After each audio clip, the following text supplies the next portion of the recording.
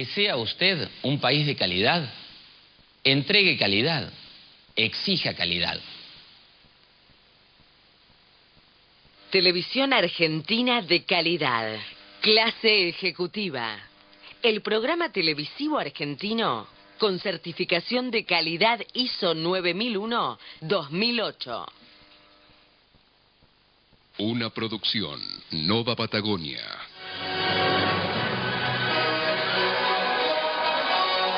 Buenas noches, bienvenidos a Clase Ejecutiva. Qué interesante el tema de las campañas políticas, cómo se diseñan, cómo se construyen. Los hombres en general juzgan más por los ojos que por las manos, ya que a todos es dado ver, pero palpar a pocos. Cada uno ve lo que pareces, pero pocos palpan lo que eres, y a estos pocos no se atreven a enfrentarse a la opinión de muchos, que tienen además la autoridad del Estado para defenderlos. Palabras de Nicolás Maquiavelo hace casi 700 años. Vamos a analizar hoy los elementos básicos de una estrategia para una campaña electoral, y lo vamos a hacer con un, créanme, excelente especialista, después de los títulos de Clase Ejecutiva.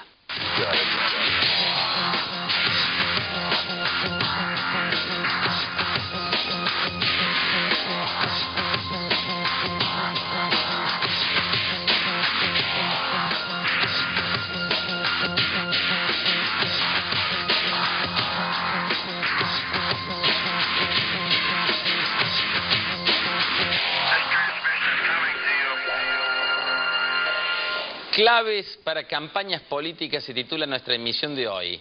Y tenemos como invitado a un especialista justamente muy reconocido en estrategias de campañas políticas, el doctor Michael Hanahan. Mike, thank you for coming. It's a pleasure to have you here. It's an honor to be here.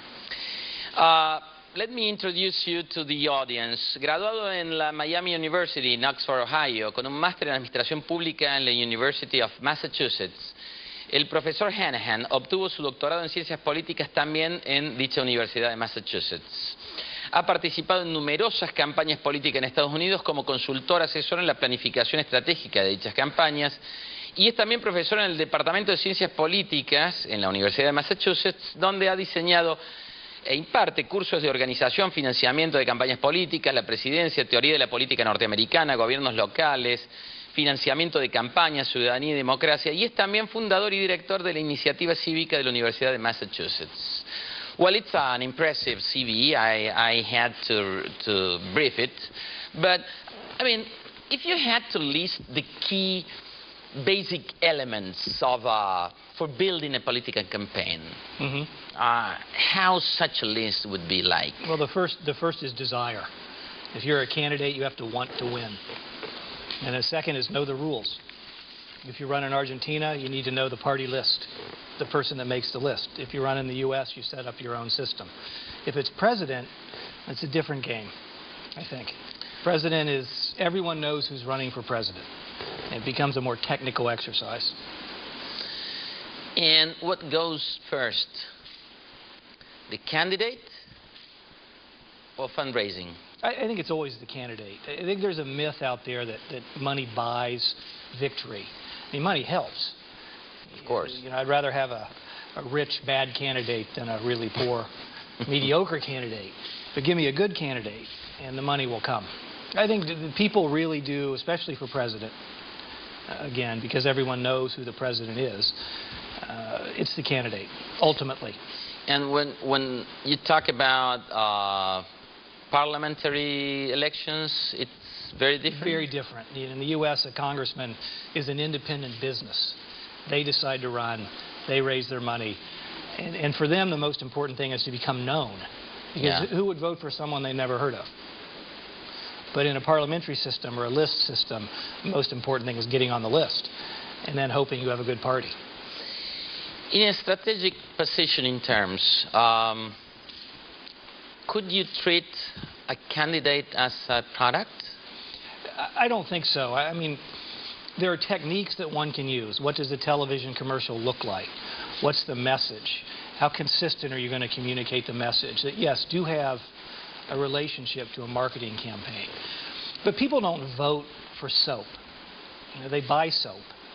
but they vote for a candidate because they have beliefs that they had before the campaign even started, and they're looking for the person that expresses those beliefs.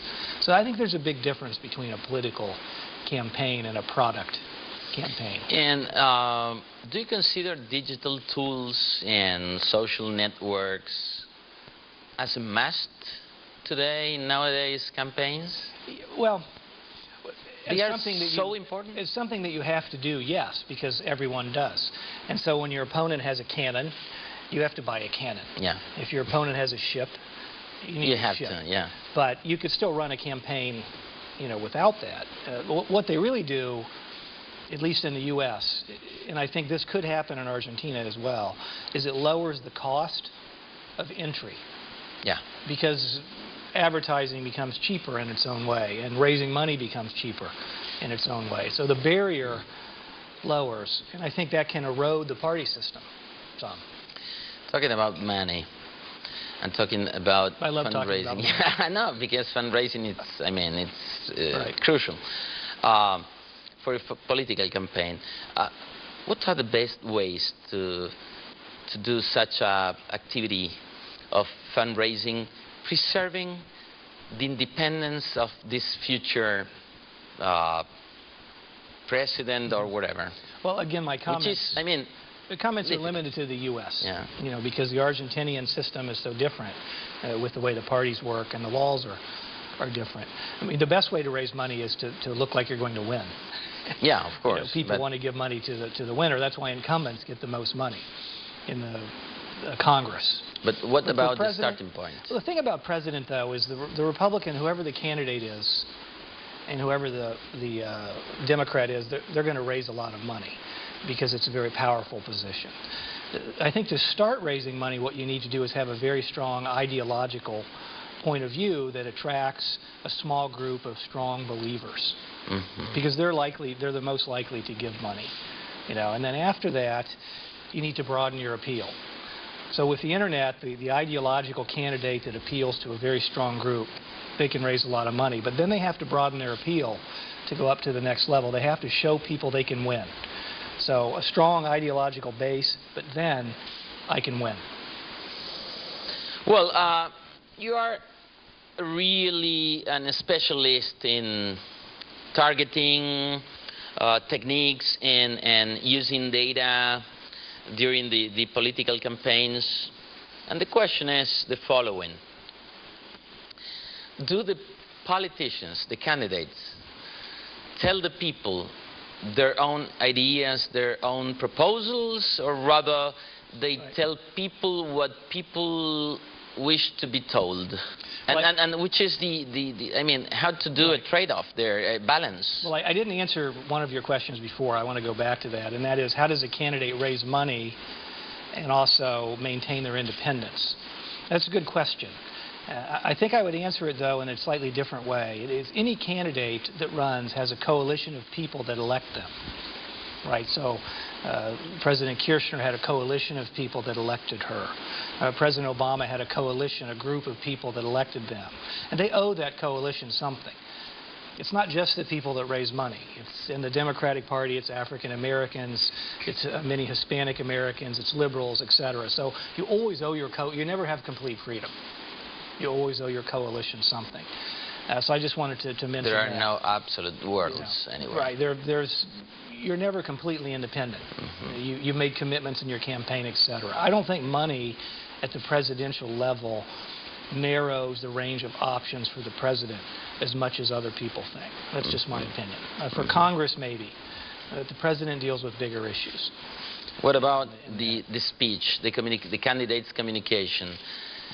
Do they tell people what they really think, or they tell people what data indicates? Well, I think a great leader, Lincoln was a classic, but great leaders have to be able to be able to lead and follow. You're talking about somebody, one of your favorites. Yeah. Well, you have to be able to lead and follow at the same time. Yeah. You can only get so far ahead of your people in a democracy. So you look at, say, a major problem in Argentina, or a major problem in the U.S., and the solution is not something that's going to be popular with your people. How do you do that? and you have to lead them along in small steps, and that's very hard. But when you use your techniques to measure the opinions and the feelings of the audience, the voters, I think that you are going to indicate from that data, you are going to indicate some ways, some highlights.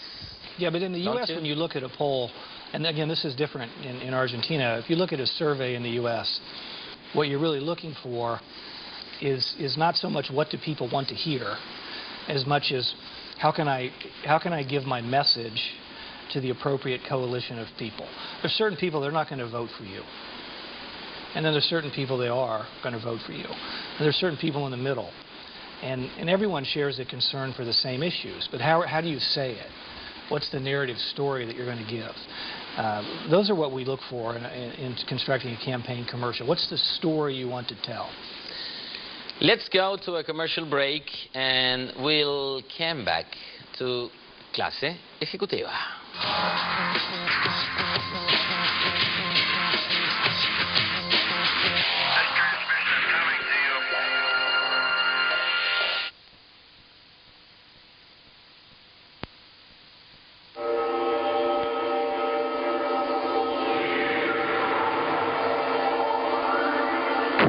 Agrofarma, el laboratorio transnacional de origen argentino, líder en salud, performance y productividad animal. Podés seguir pidiendo deseos o empezar a cumplirlos. Con Quiniela Plus podés ganar más de 350.000 pesos por solo 2 pesos.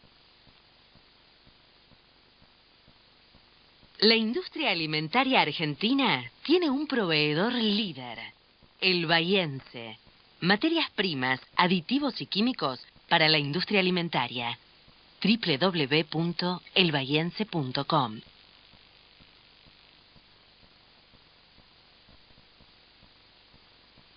Manténgase informado en Clase Ejecutiva Online. www.claseejecutiva.tv. Alimento para pensar.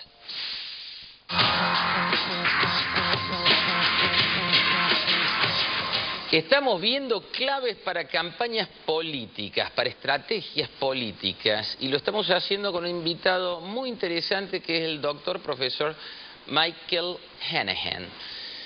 Mike, could any strategy have the power to transform a good vote getter into a great statesman?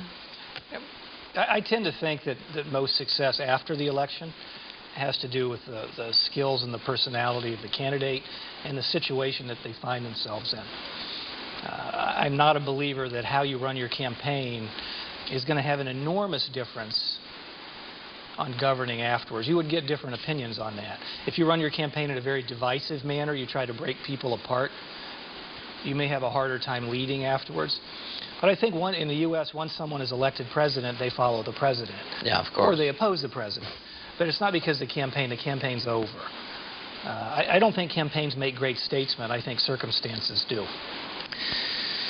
Nowadays, in your opinion, do people, voters, the market, do they really mind about the content of a candidate?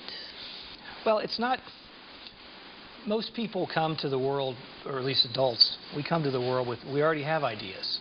And we already have thoughts about how the world should be. And we already have definitions of what we think the problems are.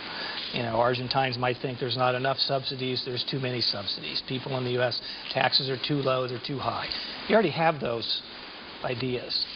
So candidates don't just tell people things that they believe. They play into pre-existing notions that societies have. And it's more trying to find the people that are on the margin of what story they don't know yet. So in the U.S., for example, is the problem in the U.S. the government is too big and takes too much in taxes and does too much in regulation? Or is the problem that Wall Street and the finance industry and the wealthy are taking money from your average middle-class person and people don't have a fair chance? Those are very different stories. Mm-hmm. And a lot of Americans believe one or the other, and some believe both. So what candidate is going to capture the right story that people already believe and put it together in an appealing package? What are the main suggestions you would give to anybody, somebody foreseeing to get into the competitive politics? Well, the first one I say you'll have to laugh at, because people are very cynical about politics, and maybe they should be. All adults should be a little cynical. But I think a lot of politicians, at least the ones that I know and have worked with, really do want to make a difference. And they really do believe in what they fight for. So I think the first thing you need to be a successful politician is a desire to make a difference. I know that sounds very sort of high school-like. But I mean, most good politicians really do want to make a difference. That's the first thing. You have to know why you're running. If I ask you the question, why are you running, and you cannot answer, you're not going to win. And the second is the realization it's going to be very hard. It's very difficult to be rejected. Politicians get rejected. People vote against them. They have to talk in public all the time. They get criticized constantly. You have to have a very, I don't know how you say in Spanish, but a very thick skin, we would say in English. And then I think you do need to have a certain tolerance for compromise. Once you're elected, you're going to be forced to work with a lot of people you don't like. And you have to accept losing. And you have to accept winning half. And those would be the three things I would say: a desire, a knowledge of why you're running, and a thick skin. And, you know, accept losing sometimes. Where to start for somebody who's starting? A young person starting? Yeah. Well, a lot of rich people get into politics, and they still want to start at the top. They want to get fun? They want to be God, and that position's already taken. If I was a young person, I would look at the rules in your country. What are the rules for progress? And I would figure the rules out, and I would start low and work hard. If you're in Argentina, you want to volunteer for the party. You want to understand how the list is made up. What do they need? Is it fundraising? Is it volunteer work? You know, what kind of things do they need? It may take years. In the U.S., you might be running for a small office, learning the skill, learning the trade, and then working your way up from there. But it takes time. It takes time, of course. Look at Hillary Clinton, Secretary of State. She was married to Governor Bill Clinton, a very small state of Arkansas. She wasn't originally from Arkansas, and she spent years as a first lady, 8 years. She ran for the Senate. She was Senate for a long time. Then she ran for president. She lost. Now she's Secretary of State. Mitt Romney has run for office so many times I can't, even comment. So it's a lot of work. It's a lot of time. And people that want instant results are not going to be successful in politics. Right. Usually. Sometimes a celebrity will... Yeah, because they have a market share. Yeah, or something unusual happens in the world and they're looking for a new face. Mike, do you find many difference between building a political campaign in the U.S. and building it in Argentina? Are they so different? Well, I think at the presidential level, I see a lot of similarities in the way the campaigns are run. The political parties are very different. I don't understand Argentine political parties, and many Argentines don't either that I talk to. U.S. political parties are at least simple. We've always had a Democrat and a Republican, and people understand what they mean. But the way your president runs a campaign, very similar to what I would see in the U.S. Ronald Reagan's campaign in 1984, It's Morning in America, was very similar in my mind to Kirchner's campaign, the strength of, and then the strength of different groups. When an incumbent is being successful, they don't want to say a lot about issues. They just want to say how good things are and make people feel good about themselves. And even the pictures of President Kirchner look like the pictures of President Reagan, little fuzzy masses of people. There's a lot of similarities. Which other similarities did you find between both campaigns? I think the number one similarity is people vote. I think Perón said this. I think Perón said the most important organ is the wallet. I don't know if that's an exact translation. But the Argentine economy is doing fairly well, and the U.S. economy is not. Under Reagan, it was. Yeah. And so the candidate, the incumbent candidate, wants to just talk about fuzzy things. We're all happy. We're still strong. Look at how we're doing. And the campaign was, this campaign, the Kirchner, very skillful. and the way it included different groups, and it was a unifying theme, but not a lot on issues. And the same thing was true with the Reagan campaign in '84. The colors in the TV ads, the types of TV ads, the message that did not have a lot of content, but still captured a feeling that people were feeling good about themselves. Now, Obama can't run that kind of campaign because the economy is not good.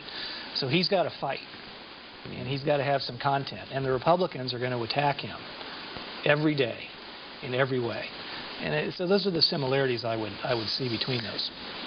Let me command for a commercial break, the last one, y volvemos enseguida con más clase ejecutiva.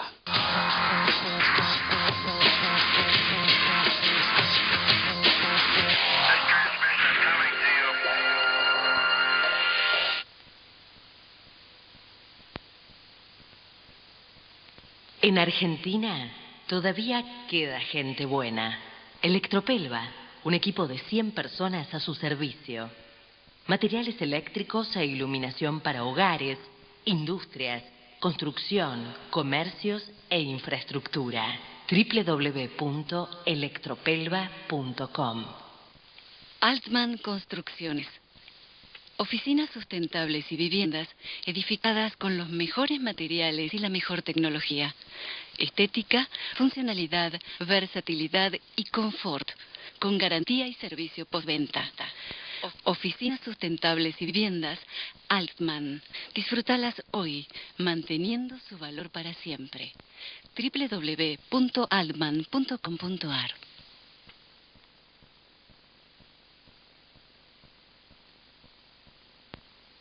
Televisión Argentina de calidad. Clase ejecutiva. El programa televisivo argentino con certificación de calidad ISO 9001-2008. Estamos viendo estrategias para campañas políticas, elementos básicos, claves para las campañas políticas. Lo estamos haciendo con el doctor Michael Hanahan. Mike, we have talked a little bit during this interview about money and fundraising, and there is a dimension of materiality that we cannot deny. We need money and funds to do things. But how to deal with money in democracy? How is that relationship between money within democracy? Well, that's a big question. At the theoretical level, you have to make a few, I think, admissions, and that is money is always powerful. And almost nothing that we do is going to make money less powerful. The question is, how do we keep it honest, and how do we keep it transparent? If people know where money is coming from, that's data they can use in a vote. So there's questions of keeping money honest, and there's questions of keeping it transparent. And every country deals with it in its own way. One major answer to the question is public funding. So the tax for that. In the U.S., that's a very unpopular idea. There are people that like it. I personally like the idea. But a lot of people don't want to put their tax money into political campaigns. The other problem in the U.S. is the Constitution, the First Amendment, has been interpreted to mean that the government cannot really control political speech. And I know you have some rules in Argentina about when you have to stop campaigning and when television ads cannot be run. Those are illegal in the U.S. It's very difficult for the government to come up with any rules regarding spending money on political campaigns. It would be against freedom of speech? Yes. The Supreme Court has consistently decided over the last 30 or 40 years that money is speech. That if you're a company or a labor union or a rich person, you're spending money on a TV ad is a right. I don't necessarily agree with that, but that's how our system has gotten, to where it is. So what we've opted for is transparency. Donations are recorded, they're online. You can see them. Expenditures are recorded, they're online, and you can see them. But I think we're at a crisis point in the U.S. I do believe that people feel, and feelings are just as real as empirical data. that the system is dishonest. And I think the government really needs to find some ways to at least approach the regulation of political money so people don't feel as if it's not fair. It's a perception question. On the other hand, you do need money to run a political campaign. Of course. You know, there's 330 million people in the U.S. If you sent them one piece of mail, it would be about $330 million. You know, just one piece of mail. And you can't just give free television time, because there's not that much. You know, and then it gets eaten up. There's a lot of difficult questions that are genuine questions in there. But the perception of unfairness in the U.S. has really gone very high, and it's shared by both parties. Let me give you some presents from our sponsors talking about money. Por favor, señor director, señora directora. Eurotime Outdoor Watches. Relojes deportivos con funciones adicionales para todos los deportes extremos. Agrofarma, el main sponsor de Clase Ejecutiva.